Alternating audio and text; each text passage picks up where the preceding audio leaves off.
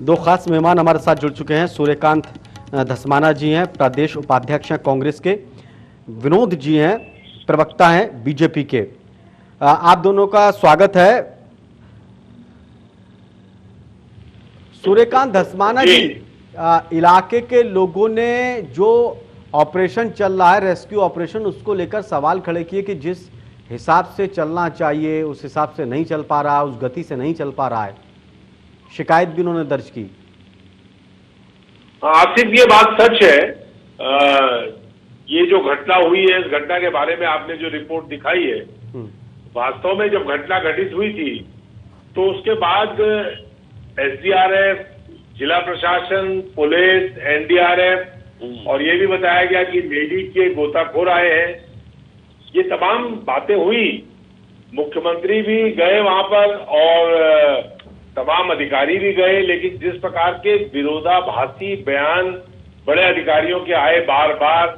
एक बार कहा गया एक अधिकारी के द्वारा कि जो रेस्क्यू ऑपरेशन करने वाले लोग हैं वो संभल करके सावधानी से रेस्क्यू करें, यानी कि अपनी जान जोखिम में न डालें।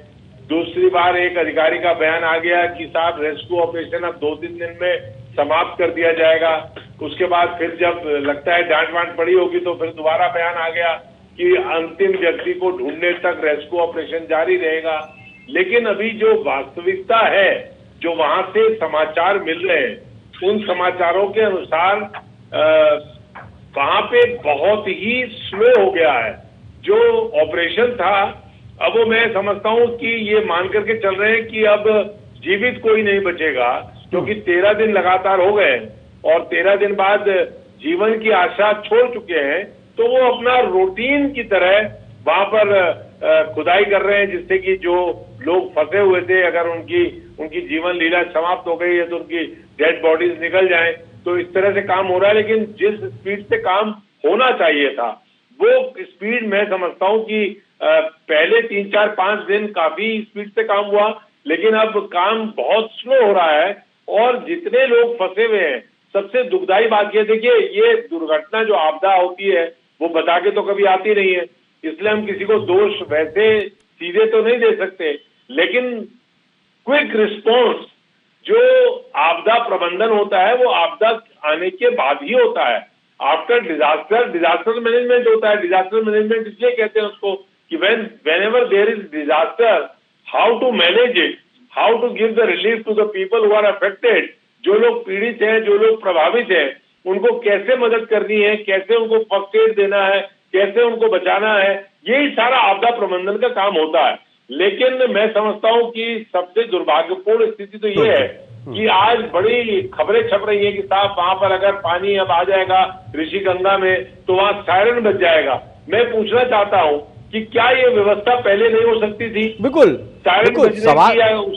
सवाल यही है। मैं सूर्यकांत जी जवाब ले लेता हूं, मैं फिर से आपके पास आऊंगा। विनोद जी, सूर्यकांत जी ने जो सवाल खड़े करे उसके जवाब आप दीजिएगा।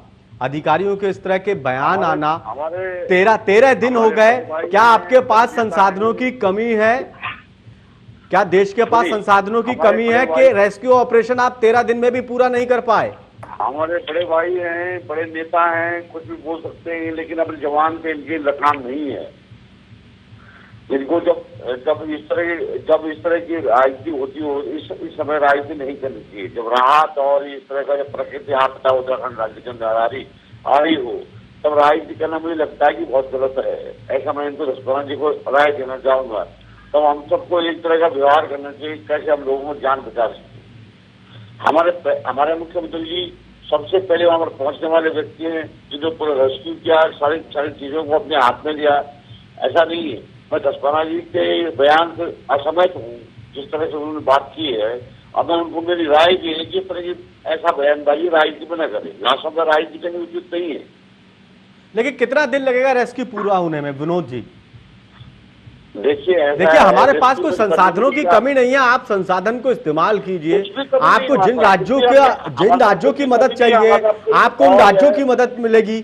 आपको केंद्र की मदद जितनी चाहिए हो आपको वहां मिलेगी। सेना लगाना हो सेना आप लगाइए, लेकिन जल्दी से जल्दी रेस्क्यू तो आपको पूरा करना चाहिए। 13 दिन हो गए। क्यों नहीं करना चाहिए? क्या कमी कर रहे हैं? अभी तक हमने तो जो सब निकाले हैं, आप हमारा ये कहना है कि अगर उसको श्रम को छोड़ के बाहर के अगर आप लोग हमसे बात करेंगे तो कितना अच्छा।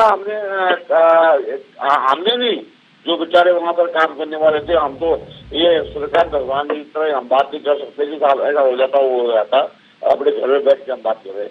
लेकिन मेरा इतना निवेदन जरूर है कि जो हम कर रहे हैं वो ठीक कर रहे हैं, इसमें कोई दो राय भी नहीं है। इसमें जो झील के अंदर जो उनके टनल के अंदर जो लोग फंस गए उनकी बड़ी परेशानी तो है ही।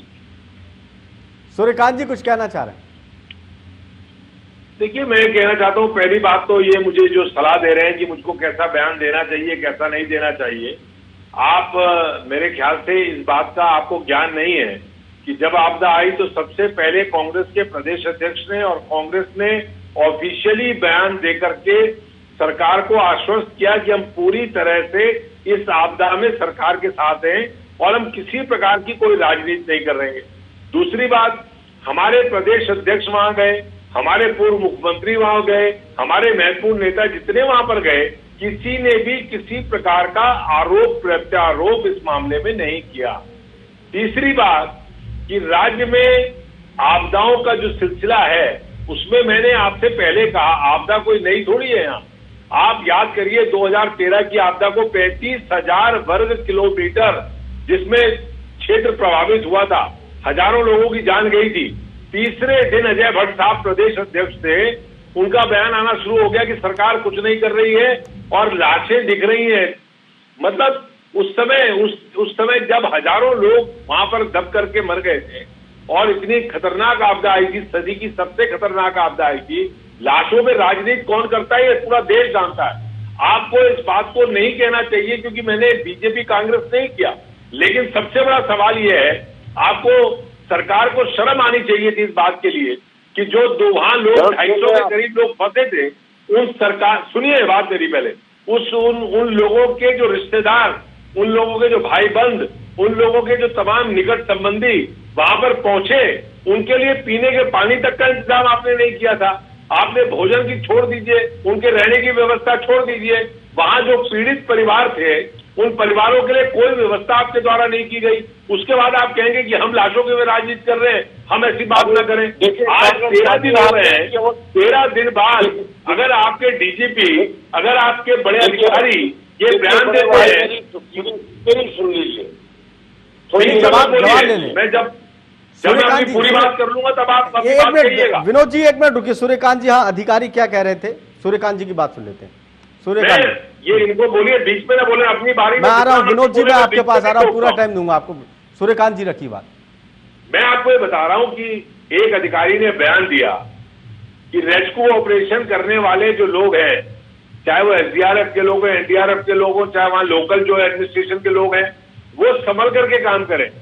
यानी कि आप उनको डरा रहे हैं। वो बेचारे अपनी जान जोखिम में डाल करके इतनी बहादुरी से 12 लोग अगर वो बहादुरी से काम न करते तो शुरुआती दौर में जो 12 लोग बचाए गए वो उनकी बहादुरी से बचाए गए। चलिए सूर्यकांत जी अब मैं जवाब ले लेता हूँ। विनोद जी अगर रेस्क्यू ऑपरेशन आपका सही गति से सूर्यकांत जी अब मैं जवाब ले लेता हूँ। सूर्यकांत जवाब, विनोद जी आप बताइए, अगर रेस्क्यू ऑपरेशन अगर सही दिशा में चलता तो फिर जो पीड़ित परिवार है वो क्यों विरोध करता? तो किस परिवार ने विरोध किया उसका नाम बताइए। आज की डेट में ऐसा पहला मुख्यमंत्री होगा उत्तराखंड राज्य के अंदर जो सबसे पहले आपदा स्थल तक पहुंचा है। मैंने त्रिवेणी जी पहली बार बात पहुंचने की नहीं है विनोद जी, किसी पार्टी का पहुंचा, सरकार का पहुंचा। सवाल ये नहीं है विनोद जी कौन पहले पहुंचा कौन बाद में पहुंचा, सवाल ये है कि 13 दिन में रेस्क्यू ऑपरेशन अभी आपका कहां तक पहुंचा है? अभी करीब 150 लोग लापता हैं, 13 दिन हो चुके हैं। 13 दिन 13 रहते, 13 दिन 13 रातें हो चुके हैं, और कितना वक्त लगेगा? क्या पता है उस बारे में, हम भी चिंतित है। तो कांग्रेस बात को सजीवनी गुट तो अभी की सबको ढूंढ रही है एक झटके में, जैसे इन्होंने बोला हमारे भाई साहब ने सब ऐसा बोल रहे हैं जब एकदम एक झटके में ढूंढ लेते इनके पास सरकार होती थी। हेलो, हाँ विनोद जी सुन पा रहे हैं? विनोद जी, हर बार की आपदा से हम क्या सबक लेते हैं ये बताइए। अनर्गल बातें कर रहे हैं, अनर्गल जो अनर्गल की होती, ऐसी आपदा के समय अनर्गल बातें नहीं करनी चाहिए। अरे कैसी बात करनी चाहिए, लोगों को बचाने की बात ना करें क्या? कैसी बात कर रहे हो आप? आपने तंबू खाड़ के फेंक दिया, हमारे यूथ कांग्रेस के लोग पानी लेकर के गए, भोजन लेकर के गए, खाना लेकर के गए, आपने उनका तंबू हटवा दिया वहां से। आप कह रहे हो अनर्गल बात कर रहे हैं? अनर्गल काम आप करते हैं, हम करते हैं? अरे भाई साहब, इस पर राइट मत करे। हमें आपसे निवेदन है, लोग आपको समझते हैं, लोग आप ठीक है, आप समाज सेवा करने वाले लोग हैं, अच्छी बात है, लेकिन ऐसी बातों में राइट नहीं करनी चाहिए, नहीं बयान देनी चाहिए आपको। कौन सी भाषा इस्तेमाल करनी है मुझे ज्यादा मालूम है। इस तरह के बयान आप दे रहे हैं, मैं सारी भाषा मुझे मालूम है, बहुत पहाड़ में रहने वाला हूँ, इस तरह की बातें मत करो। हमारे यूथ कांग्रेस के यार ये कर दिया वो कर दिया, वहाँ की परिस्थितियों को समझने की बात करो, वहाँ की परिस्थितियों के हिसाब से बात करो। अरे वही की परिस्थिति, मैं भी पहाड़ का रहने वाला हूँ, तुम अकेले नहीं हो पहाड़ के रहने वाले। पहाड़ का रहने वाला मैं भी हूँ, मुझे भी आता है पहाड़ में क्या होता है, पहाड़ में क्या नहीं होता है। कैसी बात कर रहे हो? वहाँ भोजन की जरूरत नहीं थी लोगों को, पहाड़ में लोग घास खाते हैं क्या? तो विनोद जी देखिए, विनोद जी 13 रातें हो चुकी है, 13 दिन 13 रातें हो चुकी है। रेस्क्यू ऑपरेशन अभी तक आप बताइए 150 लोग लापता हैं, घर वालों के सब्र जो है वो खत्म हो चुका है, और कितना सब्र करें, वो कब तक इंतजार करें? देखिए, आपदा एक ऐसी चीज है जिसपे कोई भी ऐसा क्या भगवान करे कभी ऐसा ना हो। आपदा को लेकर सवाल नहीं उठ रहा है, आपदा को कोई नहीं रोक सकता, लेकिन चलने वाले रेस्क्यू को लेकर सवाल उठ रहा है।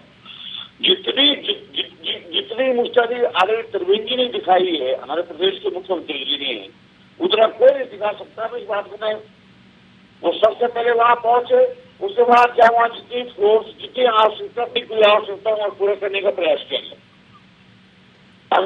अगर उसके बाद भी अब टनल के अंदर लोग, मैं समझ सकता हूँ, मेरी बड़ी पीड़ा है, मेरे भी रिश्तेदार होंगे उसमें, तो टनल के अंदर लोगों को बाहर निकालना बड़ा मुश्किल हो गया, उनके सब निकालना बड़े मुश्किल हो रहे थे, लेकिन कहीं पर भी लापरवाही राज्य सरकार ने नहीं किए, मैं दावा के साथ करूंगा। सूर्यकांत धस्माना जी, क्योंकि उत्तराखंड में ये देखिए आपदा आए दिन ये सब होता रहता है, कभी बादल फट रहे हैं, कभी पहाड़ दरक रहे हैं, कभी बांध टूट रहे हैं, तो क्या जिस हिसाब से हमें तैयारी करना चाहिए, हमें तैयार रहना चाहिए, उस हिसाब से हमारी तैयारी वहां पर है नहीं, इसीलिए इतना वक्त लग जाता है। अच्छा, आप एक बात बताए ना सूर्यकांत जी, आज जो अपनी पीठ थपथपा रहे हैं कि सायरन बज जाएगा ऋषिगंगा में अब बाढ़ आएगी, तो क्या वो सायरन पहले नहीं बज सकता था? इन बातों के कोई मायने नहीं है, लेकिन सूर्यकांत जी देखिए, ये सारी व्यवस्था पहले होना चाहिए। मैं वही कह रहा हूं कि वो व्यवस्था क्यों नहीं हुई। दूसरी बात, अब आप ये बताइए, आपदा मैनेजमेंट का मतलब क्या होता है? डिजास्टर मैनेजमेंट का मतलब होता है कि डिजास्टर आने के बाद जो पीड़ित हैं, उन पीड़ितों को फर्स्ट एड से लेकर के, उनके बचाने से लेकर के, और अगर दुर्भाग्यवश लोग मर गए हैं तो उनकी डेड बॉडीज रिकवर करने का काम, ये मैनेजमेंट होता है। अब मैनेजमेंट में आप ये लगाइए कि कितनी बड़ा लूप होल है कि आपने 17 किलोमीटर दूर वहां पर जोशी मठ में आपने गुरुद्वारे में उनके रिश्तेदारों के भोजन का इंतजाम किया हुआ। मतलब आप ये अंदाजा लगाइए, ऋणी गांव वहां से जोशी मठ है 17 किलोमीटर, और 17 किलोमीटर दूर जहां आपदा का रेस्क्यू ऑपरेशन चल रहा है, सारे परिवार के लोग, जो पीड़ित लोग हैं, जो फंसे हुए लोग हैं, उनके परिवार के लोग वहां पहुंचे हुए हैं। आपने उनके लिए पीने के पानी तक का इंतजाम नहीं किया, आपने उनके भोजन का इंतजाम नहीं किया। आपका या आप क्या बात बोल रहे हैं धस्माना जी, आप क्या बात बोल रहे हैं? समाचार पत्रों में छपा है, मीडिया ने दिखाया, मैं नहीं बोल रहा हूँ, ये मीडिया ने दिखाया है, अखबारों में खबर छपी है। क्या अखबार वाले और मीडिया वाले झूठ बोल रहे हैं? आप ऐसा मत बोले। आप देखो, आप अच्छे समाज सेवक हो सकते हैं, लेकिन आप एक अच्छे जिस तरह की टिप्पणी आप कर रहे हैं, मुझे पसंद नहीं, गलत है, ऐसा कुछ नहीं है। उत्तराखंड की सरकार, राज्य की सरकार और केंद्र की सरकार बहुत संवेदनशील है इस आपदा के मामले में। आप जो पीने का पानी का इंतजाम नहीं कर रहे और संवेदनशील हो, भोजन का इंतजाम नहीं कर रहे और संवेदनशील हो, लोग वहां पर फंसे हुए हैं और आपके अधिकारी कह रहे हैं कि रेस्क्यू ऑपरेशन 2-3 दिन में खत्म कर दिया जाएगा, आप संवेदनशील हो। वहां पर अभी सारे लोग जो फंसे हुए हैं उनको निकाला नहीं जा सका है, ये पता नहीं है कि वो जीवित है या मर गए हैं, और आप कह रहे हो कि आप संवेदनशील हो। कमाल की बात है साहब। अरे आप अच्छे संवेदनशील हो, आपकी संवेदनशीलता को मैं डाल देता हूँ। लोग रहे होंगे उनके प्रश्न हम भी समझ रहे हैं, कैसा प्रकार का वातावरण होगा वो तो आप भी समझ सकते हैं, वो जो समझने वाला समझ सकता है। लेकिन अरे भैया 2013 से खतरनाक वातावरण थोड़ी है। 2013 में जो आपदा आई थी उससे ज्यादा खतरनाक आपदा नहीं है।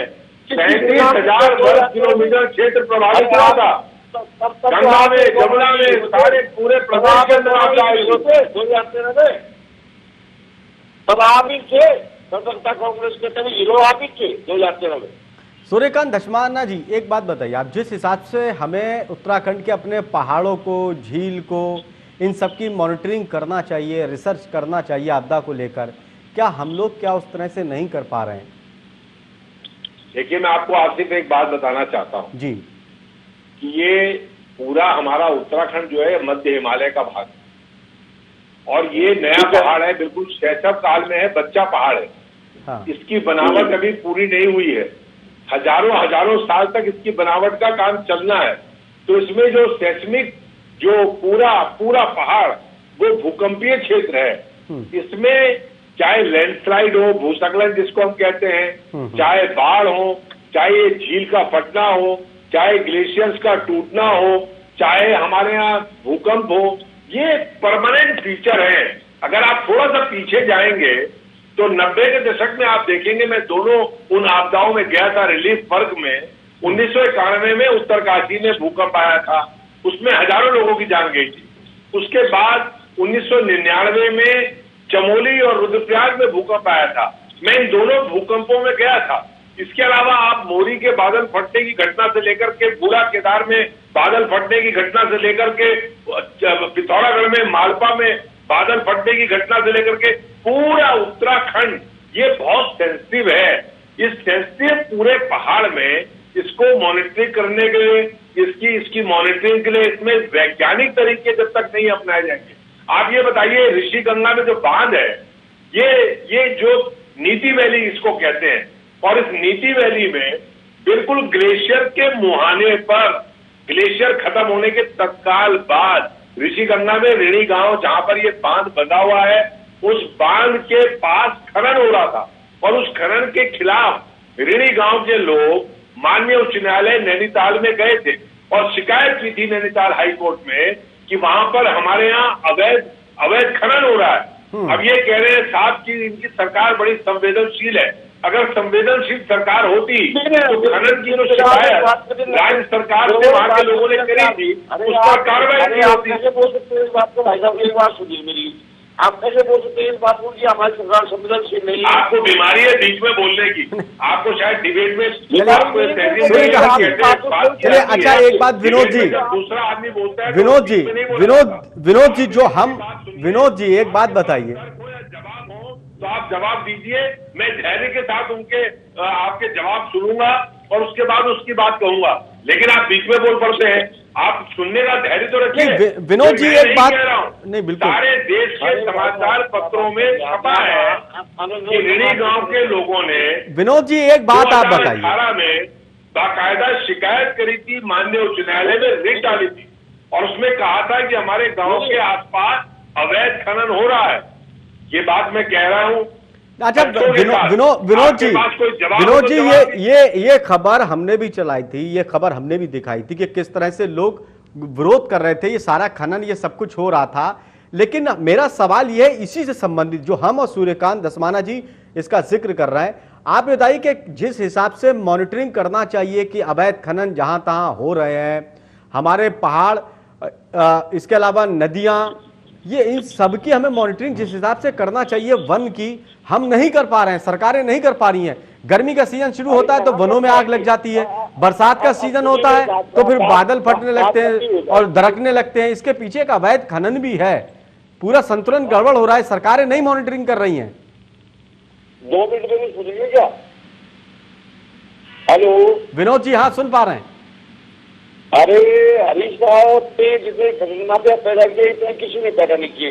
और सूर्यकांत दसवाना जो दूसरी पार्टी के नेता थे, है ना। हमारी पार्टी ने जो भी निर्णय लिए होंगे वो कोर्ट के आधार पर और पूरे हिमालयन बेल्ट के आधार पर ही निर्णय लिए होंगे, है ना। अब ये हमें सिखा रहे हैं कि तुमने खनन कर दिया, ये कर दिया, वो कर दिया। हमारी सरकार ने तो अच्छी कई मापदंड तय किया है। देखिए सरकार का आप बचाव करें क्योंकि आप बीजेपी के प्रवक्ता हैं, लेकिन आपको जहां जहां गलतियां कमियां हैं एक सिस्टम में हमारे, उसको दुरुस्त करने की जरूरत है। उसको आप भी एक्सेप्ट करिए, मानिए, स्वीकार करिए कि हाँ यहां पर गलतियां हो रही हैं। बहुत बहुत शुक्रिया दोनों मेहमानों का हमारे खास कार्यक्रम में जुड़ने के लिए।